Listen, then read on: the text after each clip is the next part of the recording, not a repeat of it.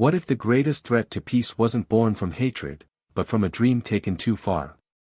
Madara Uchiha once believed in harmony more deeply than anyone. But the world refused to listen. Betrayed, broken, and shaped by unbearable loss, he chose to reshape reality, not out of cruelty, but logic. What you're about to see may forever change how you view the true villain of this story. Long before Madara Uchiha became a name feared across generations, he was simply a child born into an age of endless conflict. The world he entered was carved by war, two mighty clans, the Uchiha and the Senju, locked in an endless dance of blood and revenge. Children were soldiers. Loss was routine. And survival meant becoming numb to everything else. Among 5 brothers, Madara was the strongest, but not the coldest.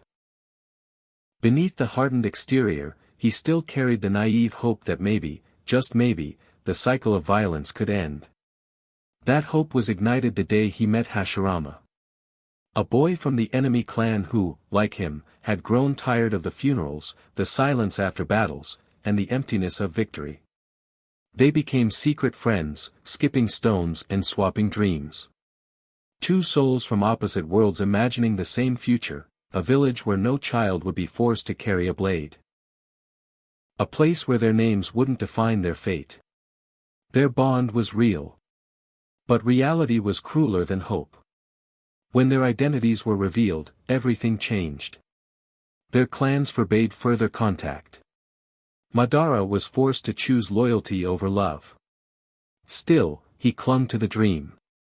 Even when war claimed his brothers one by one, especially Izuna, the brother closest to him, Madara kept fighting for the village he and Hashirama had once imagined. But loss doesn't just take lives, it reshapes the mind. With each death, Madara's hope thinned. He began to question whether peace could ever be built on mutual trust. Was the dream flawed, or was the world simply incapable of change? The founding of the Hidden Leaf Village seemed like a victory. A new system, a new hope.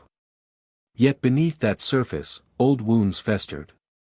Madara saw compromise where others saw cooperation. He watched as Hashirama was chosen to lead, while his own warnings were dismissed as paranoia. The dream belonged to both of them. So why was he treated like a stranger in it? The environment that shaped Madara was more than just war, it was silence. A world that begged for peace but refused to change its nature. He had given everything, and yet, he was the one asked to step aside. The seed of doubt that had long lived within him finally took root. Peace, he began to believe, wasn't something to be agreed upon. It was something to be enforced. Controlled. Designed. And as the shadows lengthened over the village he helped build, there was one thing no one saw coming: Madara had stopped waiting for peace to come. He would create it himself. The death of Izuna wasn't just a tragedy, it was the breaking point. For Madara, his younger brother had been more than family, he was a reason to believe in the future. They had endured war side by side, shared visions of a better world, and buried too many brothers together. But when Izuna fell in battle against the Senju, everything in Madara's world collapsed. His final connection to innocence, to hope, was severed, and the silence that followed wasn't grief. It was transformation. Hashirama offered peace. A truce. A new vision, the Hidden Leaf Village. To the world, it was a miracle. But to Madara, it was a cruel irony. The very people responsible for his family's suffering were now proposing unity. And worse, the idea was being embraced. Even his own clan, the proud Uchiha, began to waver. They were tired. They wanted stability. They wanted to believe. But Madara saw something else. Behind the smiles and new titles, he noticed the shift in power. The Senju were leading. The Uchiha were stepping aside. And when Hashirama was named the first Hokage, without Madara even being considered, his fears solidified. This wasn't unity. It was absorption. Control. A quiet domination dressed in idealism. Psychologically, Madara was undergoing a profound identity crisis. Clinical studies show that when a person experiences repeated trauma and betrayal, especially by those closest to them, it can lead to a rupture in their worldview. The prefrontal cortex, responsible for rational thought, begins to serve emotional memory. Logic bends to pain. The desire for justice mutates into a need for control. Madara started to withdraw. The vibrant, passionate leader turned cold, analytical, calculating. He no longer trusted peace born from compromise. Every conversation was dissected. Every policy viewed through the lens of suspicion. And when Tobirama, Hashirama's brother and a longtime antagonist of the Uchiha, gained influence in the new government, it felt like confirmation. The Uchiha weren't partners in peace. They were pawns. Internal conflict deepened. Madara didn't just fear betrayal, he expected it. And that expectation shaped his every move. He began collecting forbidden knowledge, reading ancient texts, researching ways to end conflict not through dialogue, but through domination. He envisioned a world where no one could betray anyone, because no one would have the free will to do so. A world free from war because choice itself would be removed. When he finally confronted Hashirama, it was not as a friend, but as a rival. He asked for equality, for balance, for the right to protect his people. But the village had already made its choice. They no longer saw him as a leader. They saw him as a threat. And so, Madara left. Not in rage, but in silence. In his heart, something had calcified. The village wasn't the dream, it was the lie. Real peace couldn't be built on shaky alliances and fading memories. It had to be designed, sustained, and yes, controlled. The illusion of choice had to end. That quiet exile marked the beginning of something darker. Not just for Madara, but for the entire shinobi world. The seeds had been planted. And beneath the surface, a new reality was already taking root. And it was there, in that quiet retreat, that everything began to unravel. In isolation, Madara found clarity. The world he once tried to understand was no longer worth decoding, it had to be rewritten. Alone in the shadows, he began piecing together a vision far more ambitious than any village or clan could conceive. No longer shackled by diplomacy, grief, or compromise, he turned inward. And what he found there wasn't hatred, it was purpose. Years passed, but Madara wasn't idle. He uncovered the stone tablets of the Uchiha, ancient scripts left by the Sage of Six Paths, texts encoded with layers of meaning only readable by evolving ocular abilities. The more his Sharingan matured, the more he saw. Truths that were hidden. Truths that didn't make sense at first, but began to shape a horrifying logic. The world was trapped in an endless cycle of conflict, fueled by desire, ego, and freedom. And the only way to save it was to take its choices away. Psychologists call this the architect complex, a deep-rooted belief that one's trauma justifies the complete redesign of reality. Similar traits have been documented in case studies involving authoritarian visionaries and revolutionary minds. It's not born of greed, but of disillusionment. When ideals break, some retreat. Others rebuild the world in their image. For Madara, this meant manipulating fate itself. He transplanted Azuna's eyes into his own, awakening the eternal Mangekyo Sharingan. An act symbolic not of grief, but of sacrifice. Love became power. Pain became clarity. He sought out the Gedo statue, the husk of the 10 tails, and made a pact with something ancient, something beyond human understanding. With Hashirama's DNA and his own evolving power, he began experiments no other shinobi would dare attempt. He was creating the foundation for a dream world. A place free of conflict. Free of pain. But also free of will. His mind became a fortress. Cold, strategic, and nearly unbreakable. He no longer reacted with emotion. Every move was calculated. When he re-emerged during his confrontation with Hashirama at the Valley of the End, it wasn't a fight, it was to test. To push the boundaries of what was possible. And when he lost, it wasn't failure. It was data. His legacy had already entered the next phase. Using a shadow clone and the forbidden techniques of forbidden ages, Madara staged his own end. But it wasn't escape, it was incubation. From the shadows, he orchestrated the birth of a new pawn, Obito Uchiha. A boy shattered by loss. A boy he could mold. Madara didn't need to rule, he needed to plant a seed. A seed that would grow into the Eye of the Moon plan. The structured darkness of Madara wasn't rage, wasn't revenge, it was vision without empathy.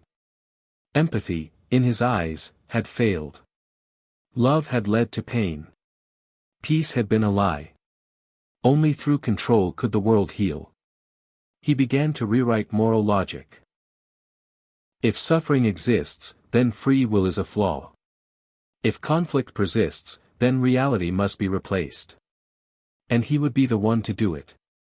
It's in this stage that we see the full psychological evolution, from idealist to fatalist, from leader to architect.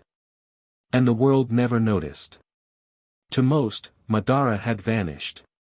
But his hands were everywhere, pulling strings, altering events, guiding nations toward collapse.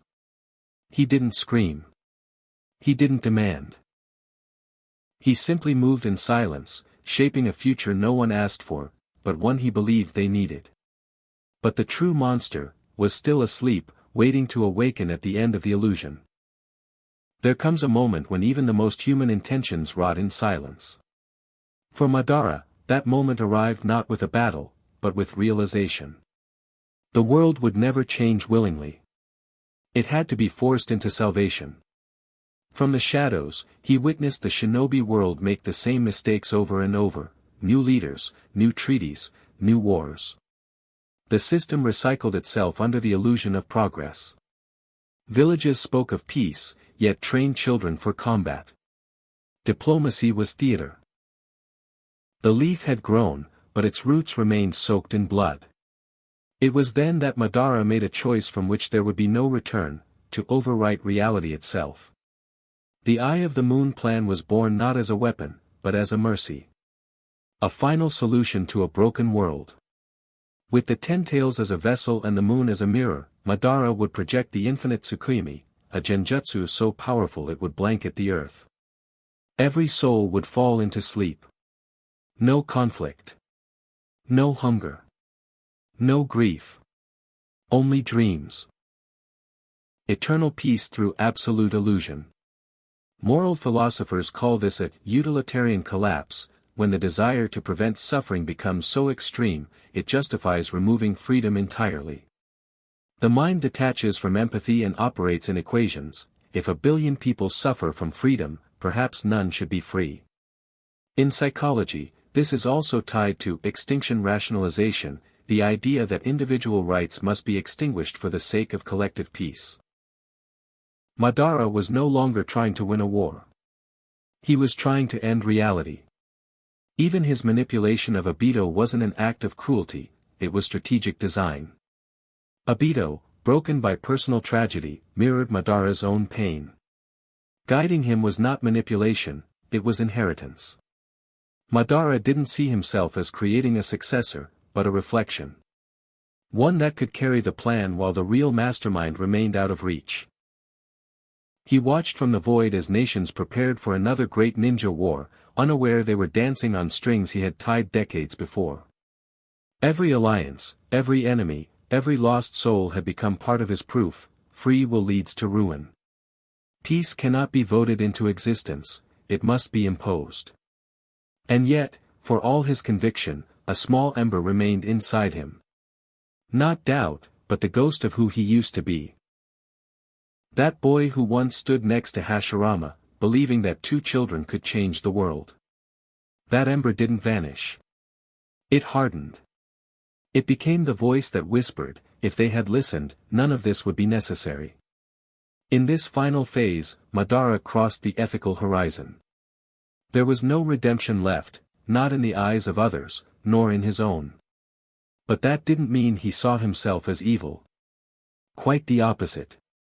He believed he had evolved past moral judgment. Peace was not a feeling. It was a system. And he would install it by force. So, the man once seen as a hero now became a ghost, haunting every battlefield through ideals no one wanted to admit had logic. He wasn't fighting for power anymore.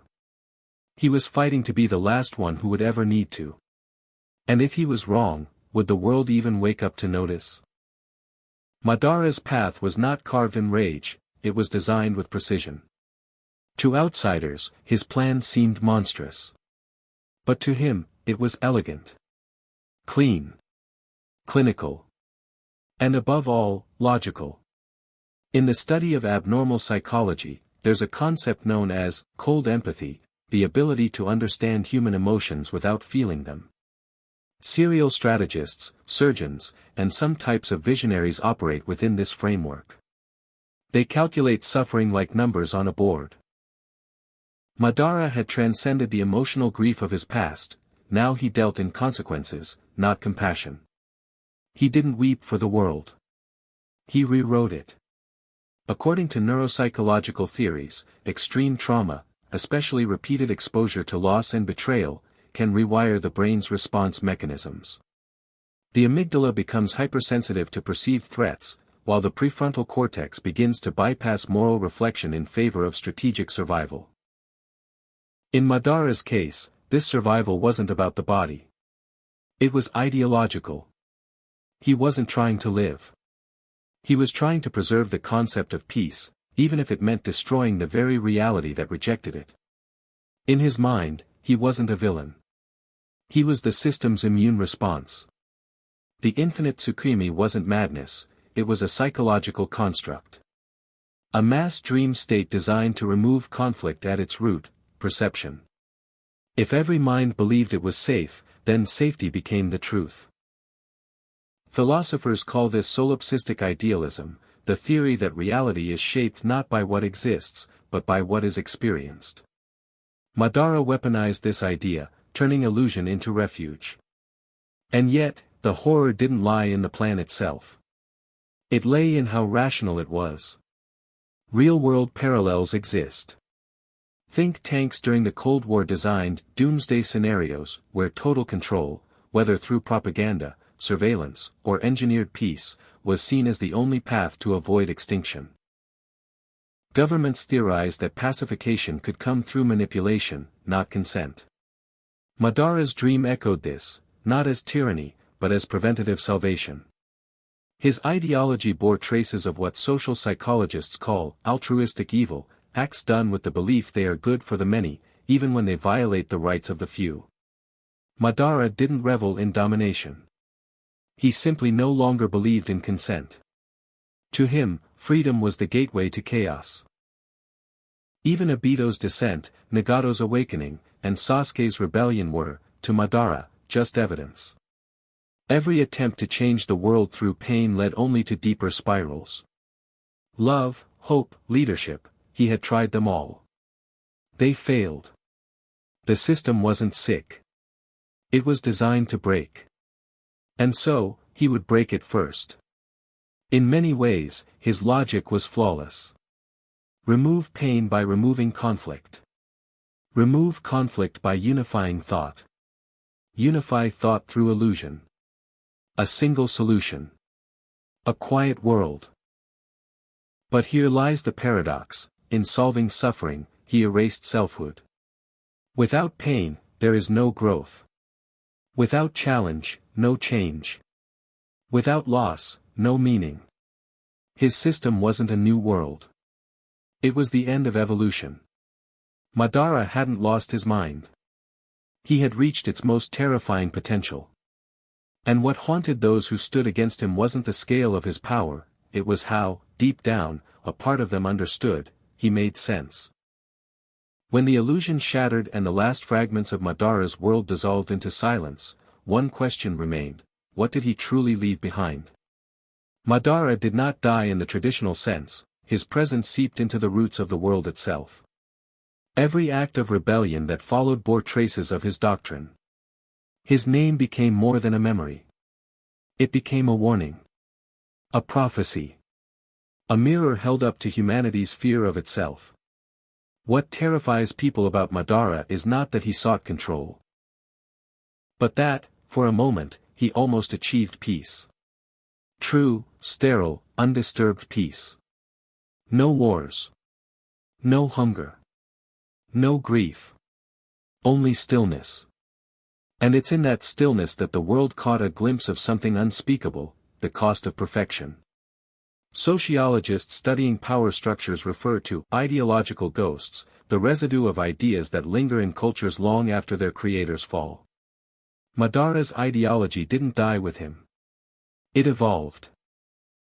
Every time a leader suggests order through unity, a whisper of his dream returns. When someone trades freedom for safety, a piece of his logic is reborn. Psychologically, Madara symbolizes a phenomenon called moral disengagement. It's a process in which people separate their actions from ethical consequence by reframing them as noble. It's how individuals justify extreme behavior in pursuit of a perceived greater good. He didn't want domination. He wanted absolution. For himself, and for the world. But that's the tragedy. The more he tried to erase pain, the more he inflicted it. In seeking to remove suffering, he erased the very qualities that define being alive. Emotion. Struggle. Imperfection. Without them, what remains? In the aftermath, the world rebuilt itself, but it did so under Madara's shadow. The shinobi system tried to mend, but never fully trusted peace again. Children learned about him not just as a villain, but as a man who dared to force serenity upon chaos, and nearly succeeded. And so, his story is told in hushed voices. Not as a tale of evil, but as a question, what if he wasn't entirely wrong? The myth of Madara is not a story of a man who lost his way. It is the blueprint of how ideals, when pushed too far, devour the soul that conceived them. He dreamed of a garden without weeds, but in pulling them all, he removed the soil too. Now, when darkness rises in the world of shinobi, people don't fear monsters. They fear visionaries. Because visionaries don't want to destroy the world. They want to fix it. And somewhere, in the silent corners of broken systems, perhaps another mind begins to wonder. What if the dream isn't over yet?